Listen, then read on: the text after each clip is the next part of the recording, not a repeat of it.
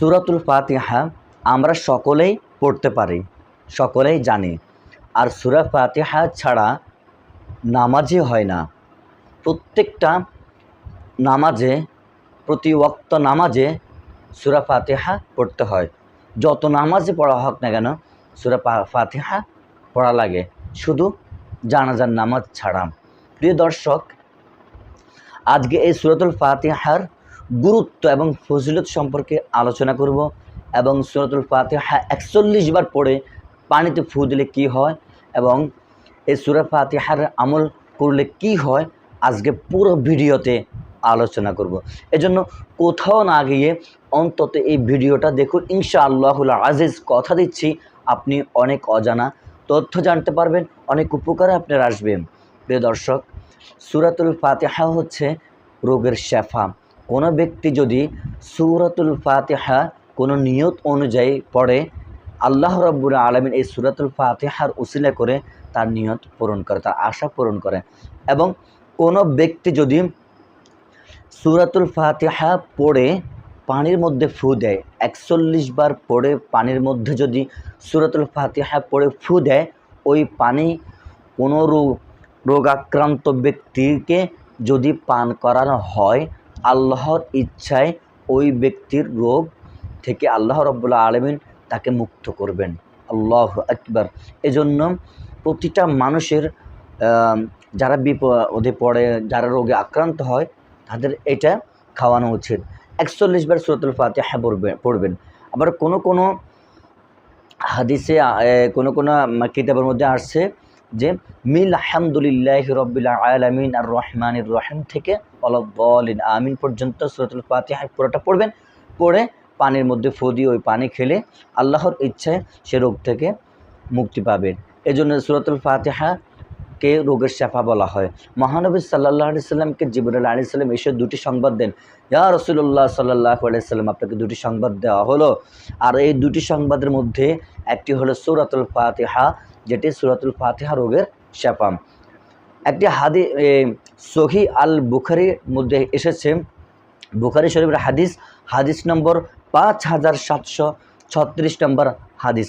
ওই হাদিসে এসেছে, এক সাহাবী বিচ্ছুর দংশনাক্রান্ত ব্যক্তি রুকাইয়া করে সূরাতুল ফাতিহা দিয়ে। সূরাতুল ফাতিহা দিয়ে একজন সাহাবী একজন বিচ্ছুর দংশনাক্রান্ত রোগীর জন্য রুকাইয়া করে। আল্লাহর ইচ্ছায় ওই ব্যক্তি ভালো হয়ে যায়। অর্থাৎ এই সূরাতুল ফাতিহা পড়ে উনি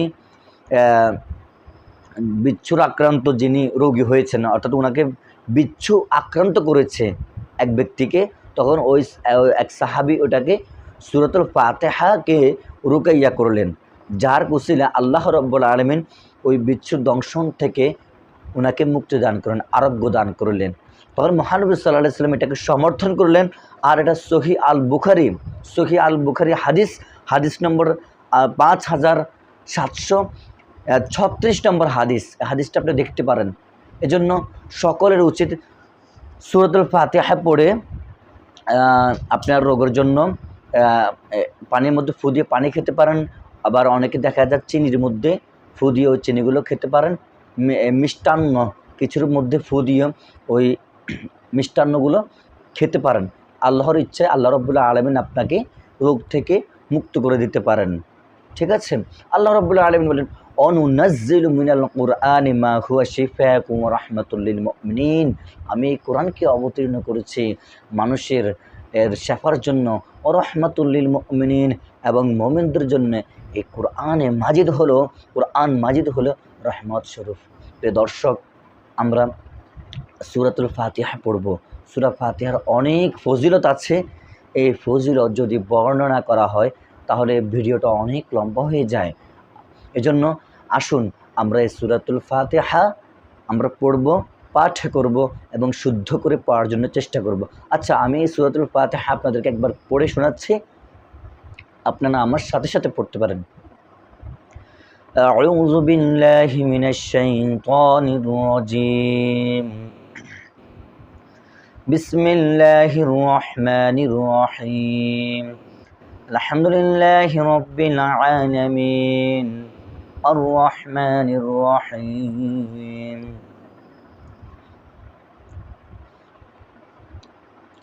তো